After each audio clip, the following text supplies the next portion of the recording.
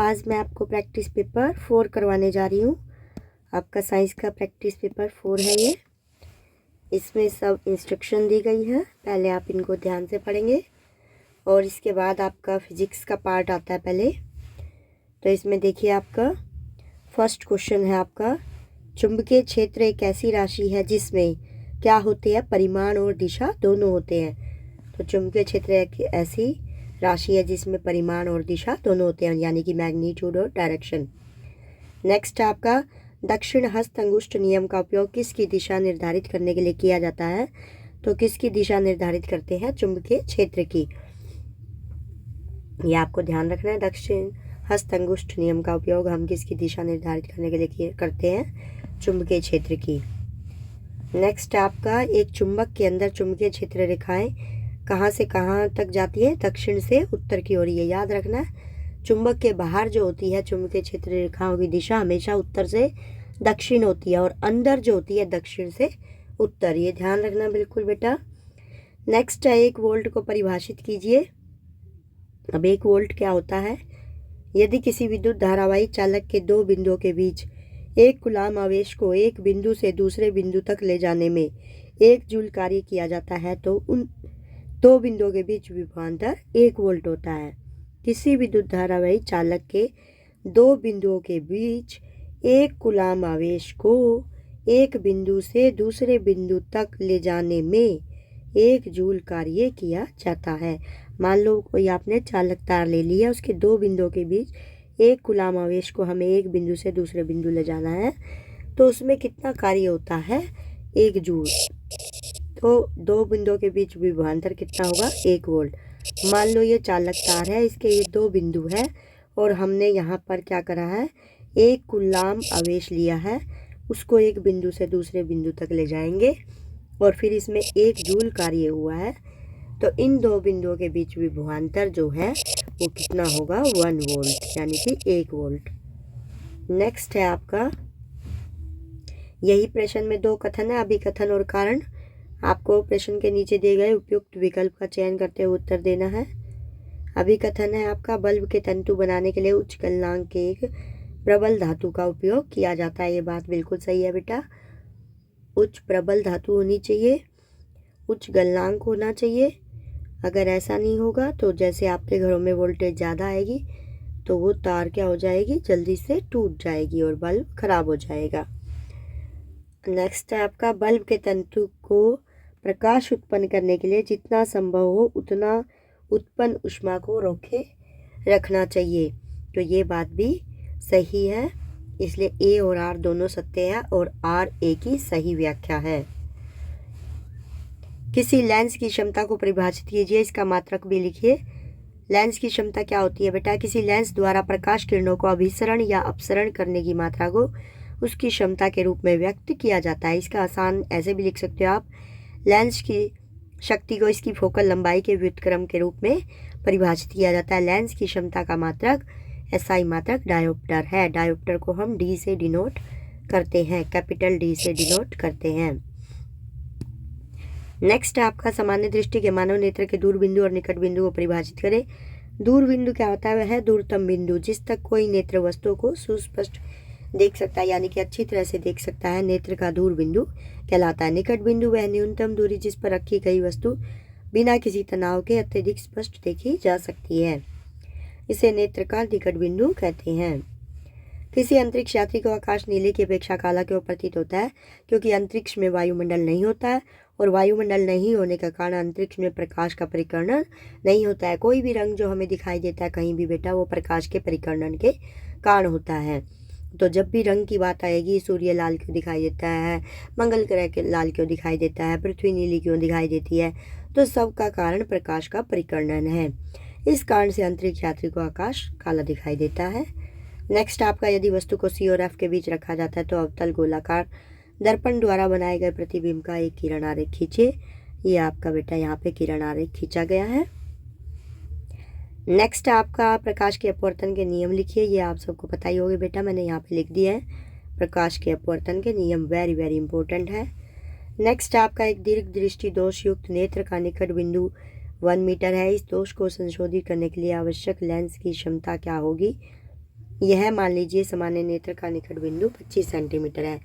तो प्रतिबिंब की दूरी कितनी दे रखी है हमें? -1 मीटर। और बिंब की दूरी जो u है वो कितनी है? -25 सेंटीमीटर। इसको बटे में 100 लगा के हम मीटर में चेंज कर सकते हैं, क्योंकि जो v है वो हमारे पास मीटर में है, तो u को भी हम मीटर में चेंज कर लेंगे। और अब क्योंकि यहाँ पे हमारे पास लेंस है, तो लेंस के लिए माइनस का फॉर्मूला लगेगा, 1/v - 1/u = 1/f। अब यहाँ पर वैल्यू पुट कर दीजिए, सोल्व कीजिए, और ये आपका आ गया यहाँ पर p क्या निकाला आपने? 1/f। p मतलब होता है लेंस की क्षमता, तो उसको हम p से डिनोट करते हैं, पावर भी कहते हैं जिसको हम शक्ति कहते हैं। ये 1/f के इक्वल होती है। अभी ऊपर आया था आपका लेंस की क्षमता को परिभाषित कीजिए, तो ये वही चीज़ है, और ये आपका आंसर आ गया 3 मीटर इनवर्स। इसको हम 3 डायोप्टर भी लिखते हैं। ओम के नियम को परिभाषित करें और समझाइए। आप सबने बहुत अच्छी तरह से करना है बेटा, ये आपका वेरी वेरी इंपॉर्टेंट है, ज़रूर से ज़रूर आपके पेपर में आया मिलेगा ये आपको, ठीक है। ये आप कर लेंगे अच्छी तरह से, सबको पता होगा ओम का नियम। नहीं पता तो जल्दी से बुक खोलिए और उसे याद कीजिए। नेक्स्ट क्वेश्चन आपका, एक विद्युत लैंप है जिसका प्रतिरोध 20 ओम है तथा एक 4 ओम प्रतिरोध का चालक 6V की बैटरी से चित्र में दिखाए अनुसार संयोजित है। ये बल्ब दिख रहा है आपको बेटा, ये एमीटर दिख रहा है।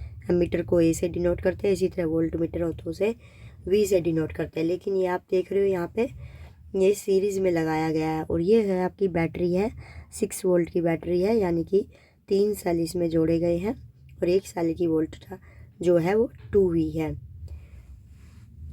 अब इसमें आपने क्या निकालना है? आपने निकालना है परिपथ का कुल प्रतिरोध। तो कैसे निकालेंगे परिपथ में कुल प्रतिरोध? जो हमारे पास है, लैंप का प्रतिरोध है 20 ओम और चालक का प्रतिरोध है हमारे पास 4 ओम, ठीक है। ये रहा, एक लैंप है उसका प्रतिरोध 20 ओम है और एक चालक है उसका प्रतिरोध 4 ओम है, तो कुल प्रतिरोध हो गया 20 + 4 24 ओम हो गया। नेक्स्ट आपको ज्ञात करना है परिपथ का कुल प्रतिरोध, हो गया। नेक्स्ट आपके पास है, यहाँ पे देखिए, परिपथ में प्रवाहित विद्युत धारा, यानी कि आपको आई निकालना है। तो आई किसके बराबर होता है बेटा? ये आपको किससे याद करना है? ओम के नियम से। ओम के नियम में आई वाला फॉर्मूला होता है, आई = v/r आ जाएगा, और इसमें वैल्यू पुट कर दीजिए। v मतलब वोल्ट वाली वैल्यू पुट करनी है, r मतलब प्रतिरोध वाली, तो ओम वाली हम कर देंगे। ये आपका काटने से ये आंसर आ गया। नेक्स्ट जो है आपका थर्ड पार्ट है, विद्युत लैंप तथा चालक के सिरों के बीच विभवांतर। तो विद्युत लैंप के सिरों के बीच विभवांतर क्या होगा? ये आपका हो जाएगा 20 × 0.25। क्या आया हमारे पास? आई आया ये, और ये था 20 ओम हमारे पास R, ठीक है। तो R और I की मल्टीप्लाई कर दीजिए, V निकल आएगा। तो V = I/R आपको याद रखना है, ठीक है। या RI लिख सकते हो या IR लिख सकते हो, कोई भी चीज़ पहले लिख सकते हो, गुणा करोगे तो सेम आंसर आएगा। इसी तरह से चालक के सिरों के बीच विभवांतर निकालना आपको। तो चालक का हम प्रतिरोध लेंगे, और ये जो हमारे पास विद्युत धारा आई है वो लेंगे हम, ये हमारे पास RI हो जाएगा, V = RI हो जाएगा। अब आपका नेक्स्ट क्वेश्चन है, सोडियम कार्बोनेट के पुनः क्रिस्टलीकरण द्वारा निम्नलिखित में से क्या उत्पन्न होता है? धोने का सोडा। याद रखना है, सोडियम कार्बोनेट के पुनः क्रिस्टलीकरण द्वारा क्या उत्पन्न होता है? धोने का soda. Which is the most ductile metal? कौन सा सबसे डक्टाइल है? तो चांदी, सोना, प्लेटिनम या तांबा। सोना सबसे डक्टाइल है। नेक्स्ट आपका, एथेनोइक अम्ल डैश के साथ अभिक्रिया करके एथेनोइट बनाता है, एथिल एथेनोइट बनाता है। तो एथेनोइक अम्ल किसके साथ क्रिया करता है? एथेनॉल के साथ, और फिर क्या बनाता है? Ethyl ethanoate. उस रासायनिक यौगिक का नाम बताइए जो दांतों का इनेमल बनाता है। वो होता है आपका calcium hydroxyapatite. Calcium hydroxyapatite जो दांतों का एनिमल बनाता है। निम्नलिखित प्रश्न में 2 कथन है, वही आपके अभिकथन और कारण है। दोनों को पहले चेक करना है, क्या दोनों ठीक है या ये दोनों गलत है, या एक ठीक है एक गलत है। तो हम पढ़ते हैं इसको। विद्युत अवघटनी परिष्करण शुद्ध धातु से अशुद्ध धातु प्राप्त करने की विधि है, ये आपका गलत है। नेक्स्ट है, अशुद्ध धातु को एनोड बनाया जाता है और शुद्ध धातु को कैथोड बनाया जाता है, ये बिल्कुल सही बात है। तो इसमें आपका ए गलत है, ए असत्य है, आर सत्य है, तो ये लगेगा आपका डी ऑप्शन, ए असत्य है, आर सत्य है। नेक्स्ट है आपका ऊष्माक्षेपी एवं ऊष्माशोषी अभिक्रिया का क्या अर्थ है? उदाहरण दीजिए। जिस अभिक्रिया में उत्पादों के साथ ऊष्मा भी निकलती है उसे हम क्या कहते हैं? ऊष्मा, कौन सी अभिक्रिया कहेंगे बेटा? ऊष्माक्षेपी अभिक्रिया कहेंगे। इसके उदाहरण है श्वसन और प्राकृतिक गैस का दहन। ऊष्माशोषी अभिक्रिया होती है जिस अभिक्रिया में ऊष्मा का अवशोषण होता है उसे ऊष्माशोषी अभिक्रिया कहते हैं। उदाहरण के लिए है ऊष्मीय वियोजन। अब ये विस्थापन अभिक्रिया के दो उदाहरण है। विस्थापन अभिक्रिया क्या होती है? जहाँ एक अधिक अभिक्रियाशील तत्व कम अभिक्रियाशील तत्व को विस्थापित कर देता है उसे हम विस्थापन अभिक्रिया कहते हैं। तो दो एग्जाम्पल दिखाए गए। आयरन प्लस कॉपर सल्फेट क्या मिलता है? इसे हम iron sulphate plus copper. Next आपका जिंक प्लस कॉपर सल्फेट क्या मिलता है हमें? Zinc sulphate plus copper. Hydrogen sulphide के हवा में जलने पर अभिक्रिया के लिए संतुलित रासायनिक समीकरण लिखिए। तो ये हाइड्रोजन सल्फाइड लिखा हमने। हवा के लिए हम ऑक्सीजन लिखेंगे 3O2 और मिलेगा क्या हमें? 2SO2 यानी कि सल्फर डाइऑक्साइड प्लस में वाटर मिलेगा हमें। आपको 3 प्रश्नावलियाँ दी गई है। इनमें से एक में आश्रित जल, शेष 2 में, एक में अम्लीय विलयन और दूसरे में क्षारीय विलयन है। यदि आपको केवल लाल लिटमस पत्र दिया जाता है तो आप प्रत्येक प्रश्नावली में रखे गए पदार्थों की पहचान कैसे करेंगे? दिए गए लाल लिटमस पत्र को, जो हमारे को लिटमस पेपर दिया गया उसको प्रश्नावली में डुबोएंगे। जिस प्रश्नावली में लाल लिटमस पेपर ब्लू हो जाएगा वह विलयन क्षारीय है। अब लिटमस पेपर ब्लू नीला हो गया उसे बची हुई प्रश्नावली में बारी बारी डुबोएंगे। जिस प्रश्नावली में लिटमस पेपर लाल हो जाएगा वह विलयन अम्लीय है तथा जिस प्रश्नावली में लिटमस पेपर के रंग में कोई परिवर्तन नहीं आएगा वह विलयन क्या होगा? आश्रित जल यानी कि शुद्ध जल होगा, डिस्टिल्ड वाटर जिसको आप कहते हैं। अब इन पदों की आपने परिभाषा देनी है। खनिज क्या होता है? तत्व या यौगिक जो पृथ्वी की भूप्रपटी में पाए जाते हैं। भूप्रपटी मतलब नीचे की तह में, उसको हम खनिज कहते हैं। और अयस्क क्या होते हैं? खनिज जिसमें किसी विशेष धातु या तत्व की मात्रा होती है तथा उन धातुओं या तत्वों को लाभकारी रूप में निकाला जा सकना उसे अयस्क कहते हैं। ये खनिज में से निकाले जाते हैं बेटा, अयस्क। और गैंग क्या होता है? पृथ्वी की भूप्रपटी से प्राप्त अयस्क से पाई जाने वाली अशुद्धियाँ। जो अयस्क में अशुद्धियाँ होती है तो उसको हम कहते हैं गैंग। ठीक है, जैसे मिट्टी, बालू, ये गैंग कहलाती हैं। अब आपको ये एक चित्र दिया गया है, इसमें आपने ये क्वेश्चन के जवाब देने हैं। गैस की क्रिया क्या होगी? सूखे लिटमस पत्र पर। सूखे लिटमस पत्र पर कोई क्रिया नहीं होगी क्योंकि जल की अनुपस्थिति में अम्ल या क्षार सूखे लिटमस पत्र के रंग को नहीं बदलता है। और आर्द्र लिटमस पत्र क्या होता है बेटा? ज़्यादा गीला नहीं होगा, थोड़ा सा गीला हो जाए उसे हम आर्द्र लिटमस पत्र कहते हैं। इस अभिक्रिया में निकलने वाली गैस SO2। SO2 एक अधातु का ऑक्साइड है और अधातु के ऑक्साइड कैसे होते हैं? अम्लीय गुण वाले होते हैं। अतः यह आर्द्र पत्र ब्लू लिटमस पत्र को लाल रंग में बदल देगा। ऊपर की अभिक्रियाओं के लिए संतुलित रासायनिक अभिक्रिया लिखनी है आपने। सल्फर प्लस ऑक्सीजन है, मिल रहा है आपको हीट करने पर, यह हीट का साइन होता है सल्फर डाइऑक्साइड। निम्नलिखित यौगिकों का नामकरण कीजिए, इसमें आपको नाम देना है। यहाँ पे डबल बॉन्ड है बेटा तो ये ईन वाला हो जाएगा यानी कि एल्कीन। तो यहाँ सी गिनिए, 1 2 3 4, तो ये 4 है, 4 पे ब्यूट नाम बन रहा है और क्योंकि ये डबल बॉन्ड है तो ये बन गया ब्यूटीन। ब्यूट से आएगा ये। नेक्स्ट आपका 1 2 3 4 5 6 कार्बन है तो ये हेक्स होता है, ये एन बन गया हेक्सेन। क्योंकि इसमें क्या है, जो सी आपके 6 हैं तो एच आपके 12 से 2 ज़्यादा यानी कि 14 है तो ये एल्केन का बन गया। HCHO ये बन गया आपका एल्डिहाइड ग्रुप तो ये बन गया आपका मैथेनल क्योंकि एक कार्बन है, मैथेनल। नेक्स्ट आपका देखिए यहाँ पे है एल्कोहलिक ग्रुप, जहाँ पे OH लगा होता है वो एल्कोहलिक ग्रुप होता है। और ये आपका कार्बोक्सिलिक ग्रुप होता है बेटा, कार्बोक्सिलिक एसिड जिसमें COOH होता है तो ये कार्बोक्सिलिक एसिड है। एसिड के लिए पीछे अम्ल लगाया जाता है।